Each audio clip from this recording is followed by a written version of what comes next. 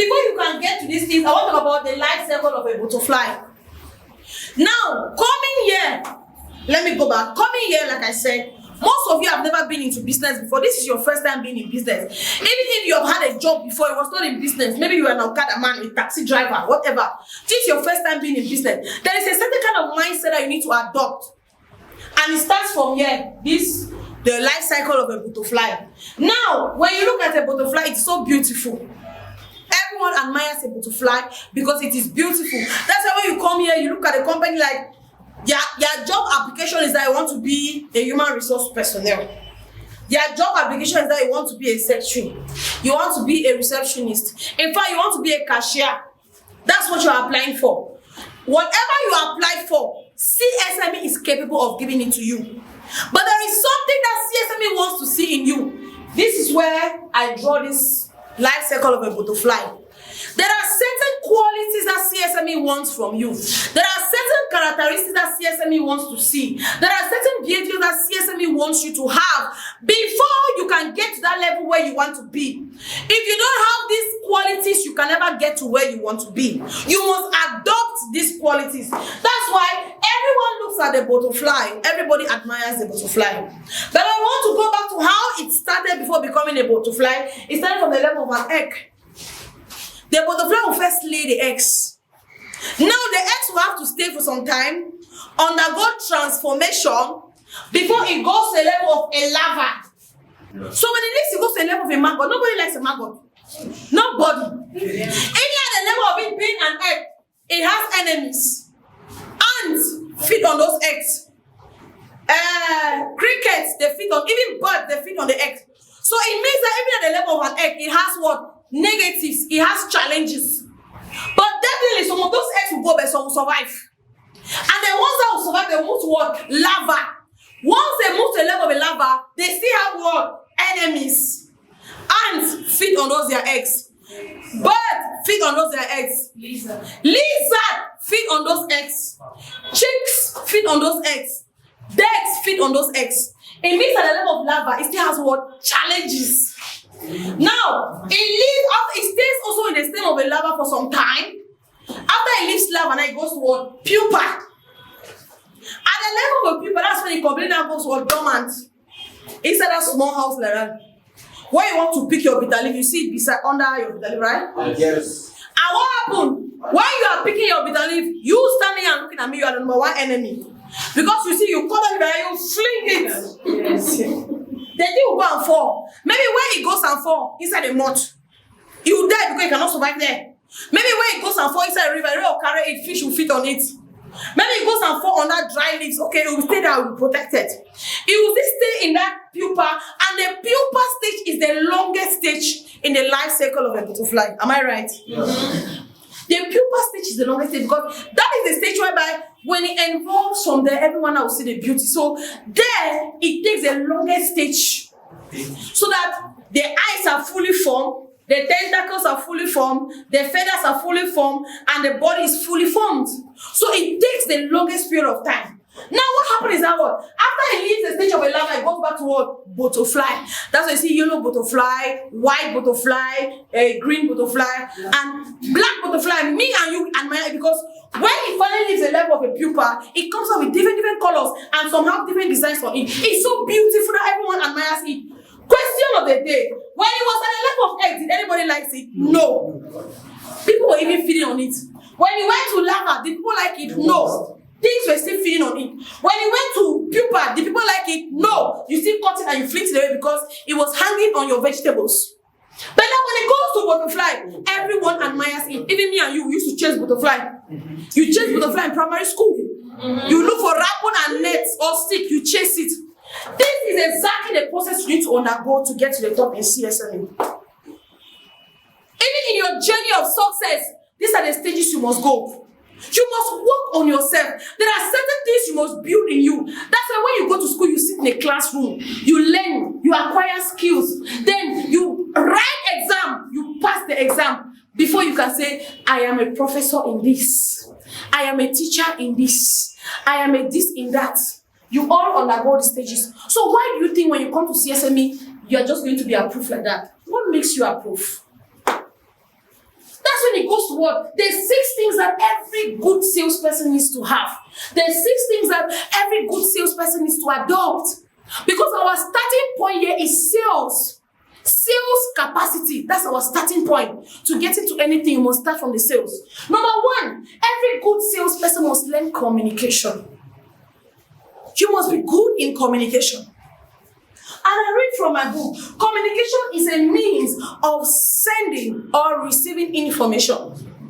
When you go out there every day, we deal with the merchandises. If you look on our Insta also says that word, merchandising is important, but using them as a tool to learn the business is essential. It means everyone that comes to the company, you are giving the merchandises to go out there and test your communication skills. At the end of the day, your productivity is based on your communication skills. How you communicate determines your production at the end of the day. That's why some people say, no, me, I don't like to talk too much, because if I talk too much, it affects my vocal. Me, I don't like to talk too much because I'm a preserved person. Me, I don't like to talk too much because when I talk too much, it gives me a headache. You don't like to talk too much, but you like to have a good month end. You don't like to talk too much, but your rent is waiting for you to pay. You don't like to talk too much, but you're here to make money. How is the money going to come about? The skill that you need is to be proactive.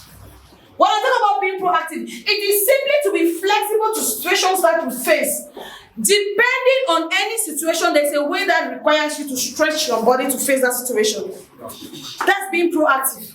Another skill that you need if you want to make good sales is to be proactive. On the extent of says that word, your attitude and enthusiasm will sell the merchandise. Your attitude and your enthusiasm. Enthusiasm is about what? Body gesture, eye-to-eye contact, natural smile, handshake, body movement. You must learn to be proactive. What did God give you this body for? That you're like, no, I don't want to sweat. I'm taking care of this skin. That body is for you. They say use what you have to make money. We are using that statement wrongly. You have your hands to use them to be flexible. Because let me tell you something. When you present an item to a personnel and the personnel holds the item, you are trying to demonstrate, this is your nice rub. You use it for body pain. Like you're trying to demonstrate. The person feels the emotions. First of all, due to the fact that he's handling my item. Secondly, as you are demonstrating, he's really feeling like what you are explaining. What if you're pitching a deaf? What if you're pitching a deaf man? Or you want to sell your items, you're going to choose those that you want to talk to them. You don't choose. You may give it a deaf man. And when you're giving him your products, he handles the products. While you're talking to him, it has to be about body gesture. This is where you apply the rope. You apply it on your ankles. You apply it on your waist. You like that body movement helps create a connection between you and that person. You cannot be too quiet and you say you want to succeed. That's why they say time whereby you need to be aggressive in your spirit to change out your certain habits about you. You have to be aggressive. If you know you sleep too much, you choose to use an alarm clock. So that sleep, no matter what, you have to clear from your eyes. Because there come a time in your life whereby you need a change at all costs. So you must be proactive. Skill that you need to increase your sales is confidence. What is confidence? It is the ability to be sure of yourself without being arrogant. That is confidence. It is the ability to be sure of yourself without being arrogant. People express themselves, but they express themselves with arrogance. And we don't need that. Okay, number 4 skill that you need is time management. What is time management? Time management is the process of planning and exercising with conscious control of time spent on specific activities.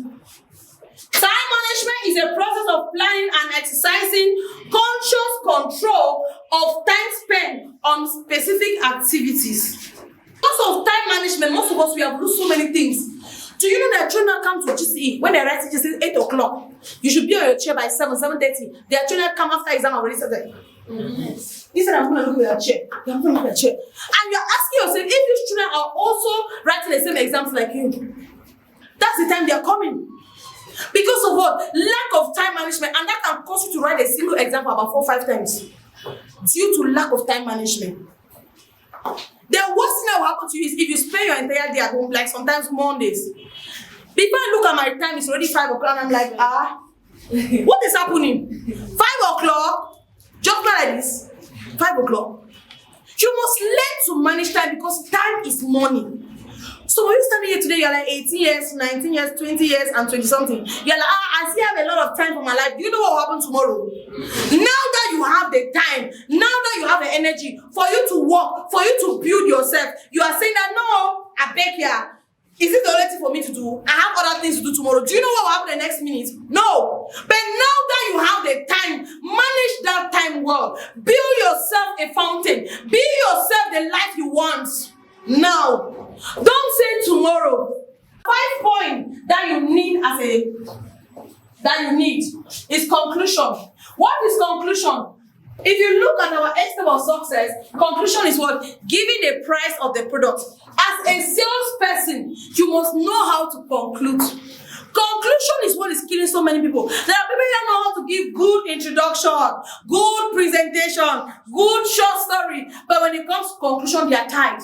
Number 6 is persistence. Persistence. Your ability to resist. Your ability to keep going. I don't have money. Say, I know you don't have money. I know. I just want you to see. That act of the person seeing it, that's why you demonstrate your enthusiasm. At the end of the day, the person see themselves collecting 2, 3, 4 of your items. Is it not the same person that said, I don't want to see? Some of you don't have that spirit of persistence.